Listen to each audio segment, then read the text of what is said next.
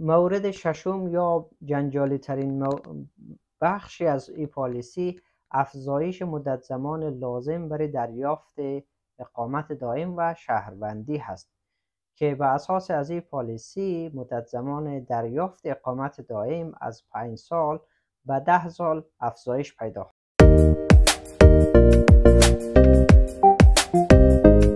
دوستان عزیز سلام، وقت همگی شما بخیر. امیدوار هستم که خوب و خوش باشین. خوش آمدین به کانال یوتیوب جمال میدیا. باز هم در خدمت شما هستم با یک ویدیوی دیگه در مورد پالیسی های جدید مهاجرتی دولت بریتانیا. دولت بریتانیا در یک تصمیم تازه پالیسی مهاجرتی دولت را تغییر داده و محدودیت های بسیار گسترده را در زمینه مهاجرت به بریتانیا وضع کرده که در این ویدیو ما بررسی خود کردیم که چرا دولت همچون پالیسی را اعمال میکنه، هدف از اجرای پالیسی چی هست و کدام بخش های از سیستم مهاجرت محدودیت وضع شده و این محدودیت ها میتونه شامل کدام کاتگوری از افراد شود و همینطور بخش دیگه که موضوع اقامت دائم هست که موضوع اقامت دائم از 5 سال ممکن است به 10 سال افزایش پیدا کنه که یکی از بحث های مهم تغییر پالیسی مهاجرت دولت بریتانیا هست. دولت با انتشار یک سند 72 صفحه‌ای تحت عنوان بازگرداندن کنترل به سیستم مهاجرتی بریتانیا محدودیت‌هایی را بر مهاجرت به بریتانیا وضع کرده که ما به صورت نکته‌وار را بررسی. در قدم نخست هدف دولت از اعمال پالیسی ای است که مهاجرت به بریتانیا را محدود بسازه و نرخ خالص مهاجرت به بریتانیا را کاهش بده. همونطوری که یکی از شعارهای انتخاباتی حزب کارگر کنترل مهاجرت و کاهش مهاجرت به بریتانیا بود، به همون لحاظ این پالیسی را روی دست گرفته. موضوع دیگه استفاده از نیروی داخلی در بازار کار هست که دولت در تلاش هست با وضع محدودیت در سیستم مهاجرتی میخواهد که بیشتر سرمایه گذاری روی و آموزش نیروی کار داخلی را انجام بده و در مشاغل مختلف از نیروی کار داخلی استفاده صورت بگیره که برنامه‌های گسترده هم دولت در این زمینه روی دست گرفته برای آموزش نیروی کار از درون بریتانیا که به همون اساس محدودیت‌های وضع کرده برای دریافت ویزای کار و ویزای دانشجویی و بخش‌های مختلف دیگه که نیروی کار بیرونی را حضورش را در بریتانیا محدودتر می‌سازه و این فرصت را به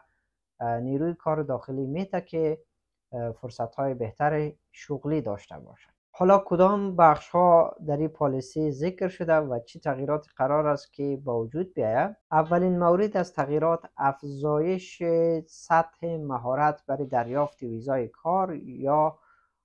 ویزای کارگران ماهر یا اسکیل ورکر ویزا هست که قبلا افراد میتونست در مشاغل مختلف حتی با سطح پایینتر از لیسانس بر این مشاغل درخواست بده و ویزای کار دریافت کنند که پس از این تنها افراد میتونن که حداقلش باید سند لیسانس یا معادل RQF6 داشته باشن باز میتونن که واجد شرایط برای دریافت ویزای کار باشن. در کنار از او برای مشاغل سطح پایین گفته شده که به صورت موقت میتونن که از نیروی کار بیرونی استفاده کنن مشروط که به این که کمپانی ها شرکت ها اقدام به آموزش نیروی کار داخلی بکنند. دومین مورد پایان دادن به ویزای مراقبت اجتماعی یا کیر ورکر ویزا هست یا کیر ویزا هست. کسانی که ویزای پرستاری دریافت میکردن یک از بخش هایی است که دولت بریتانیا با کمبود نیرو مواجه است در این زمینه و کمپانی هایی که در این زمینه فعال هستند میتونستند که از نیروی کار بیرونی استفاده کنند که بر اساس پالیسی جدید این ویزا برداشته میشه. دیگر نیرو در این زمینه از بیرون به اصطلاح کمپانی ها جواز ندارن که نیروی کار بیرونی استخدام کنند باید از نیروی کار داخلی استفاده شود و کسانی که بیکار هستند و علاقمند کار در سکتور هستند آموزش داده شود و کسانی که با ویزای ویزا یا ویزای پرستاری در کشور هستند تا 2028 فرصت دارند که اما ویزه خود به یکی از بخش‌های دیگه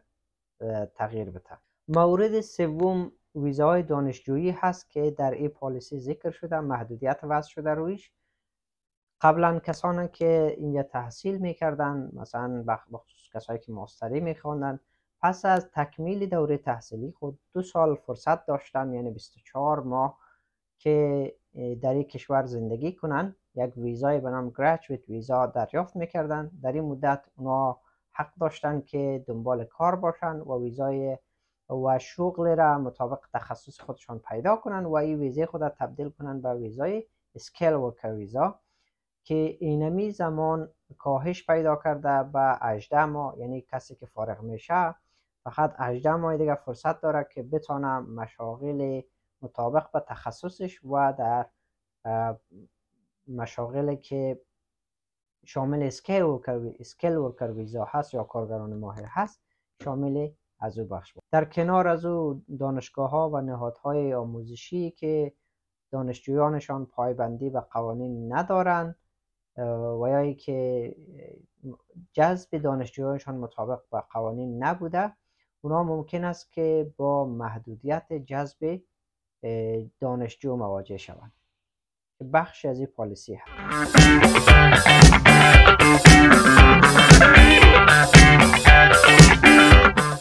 مورد چهارم اصلاح پرونده های مهاجرتی خانوادگی هست که بیشترین استفاده از ماده 8 شده که بخش استثناءات هست که روی از او تغییرات به وجود میاد، تجدید نظرهای شده که جلوگیری بکنه و به نحو محدودیت وضع بکنه تا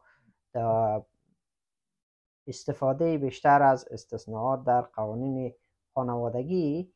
یا ادغام خانواده ها متوقف شود. در کنار از او گفته شده که دولت و پارلمان حق اعطای اقامت را خواهد داشت، نه تنها دادگاه که قبلا این صلاحیت تنها مربوطی دادگاه بود که میتونست برای افراد اقامت اعطا کنند. در کنار از او با سوء استفاده از ماده 8 زندگی با خانواده گفته شده که مقابله صورت میگیره و افراد چون این ماده مانع اخراج برخی از افراد میشد، در این زمینه هم تغییراتی به وجود آمد. مورد پنجم الزامی شدن داشتن مهارت سطح از زبان برای تمامی مسیرهای مهاجرتی، یعنی از هر مسیر مهاجرتی، از هر کاتگوری ویزا که شما قرار است وارد یوکی شوین، هم برای افراد اصلی هم برای دیپندنتشان یا اعضای خانوادهشان داشتن یک سطح از زبان حتمی شده که مثلا برای دیپندنت اگر B2 الزامی باشه، حتما برای افرادی که به عنوان دیپندنت از او فرد هستند سطح A1 یک سطحی از که مربوط به مکالمه و افهام و تفهیم میشه حتما او فرد باید داشته باشه. و در کنار از او گفته شده که در جریان زندگی در یوکی سطح پیشرفت زبان از افراد هم مورد ارزیابی قرار میگیرد که قطعا این تاثیرگذار است در زمینه دریافت اقامت دائم برای افراد. مورد ششم یا جنجالی ترین بخشی از این پالیسی افزایش مدت زمان لازم برای دریافت اقامت دائم و شهروندی هست که به اساس از این پالیسی مدت زمان دریافت اقامت دائم از 5 سال به 10 سال افزایش پیدا خواهد. در کنار از او دریافت شهروندی هم بر اساس سیستم امتیازی یا پوینت بیست خواهد بود که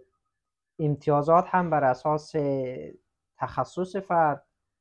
شغلش، میزان درآمدش، مالیاتی که پرداخت میکنه،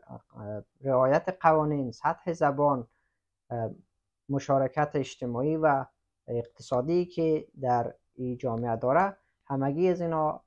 فاکتورهای هست که بر اساس از او برای یک فرد امتیاز داده میشه. در کنار از او گفته شده که افراد مثل انجینیرها، دکترها و متخصصین بخش هوش مصنوعی از مسیر اقامت 10 ساله معاف هستن، اونا میتونن که زودتر اقامت خود یا اقامت دائم خود دریافت بکنن. بخش از این سیاست ها از اواخر ماه می قابل اجرا بود. بخش اول از این سیاست ها که مربوط به ویزای پرستاری اینا هست، اما بخش اخیرش که بخش جنجالی از این پالیسی گفتم هست، او گفته شده که نیاز به مشوره بیشتر، بررسی بیشتری داره و نیاز داره که جزئیات از این بخش تدوین شود و پس از او این بخش به پارلمان ارائه شود. در صورتی که مورد تایید پارلمان قرار بگیره تبدیل به قانون و مرئی الاجرا خواهد بود. تا او زمان این بخش قابل اجرا نیست و همون پالیسی سابق اجرا میشه. اگر ویدیو براتون مفید بود حتما کانال را سابسکرایب کنین، ویدیو را هم لایک کنین، سوالاتتان را هم در کامنت ویدیو با ما شریک بسازین. لینک سند یا همون پالیسی 72 صفحه‌ای را ما در توضیحات ویدیو گذاشتیم. شما میتونین که خود شما جزئیات از این پالیسی را مطالعه بکنید.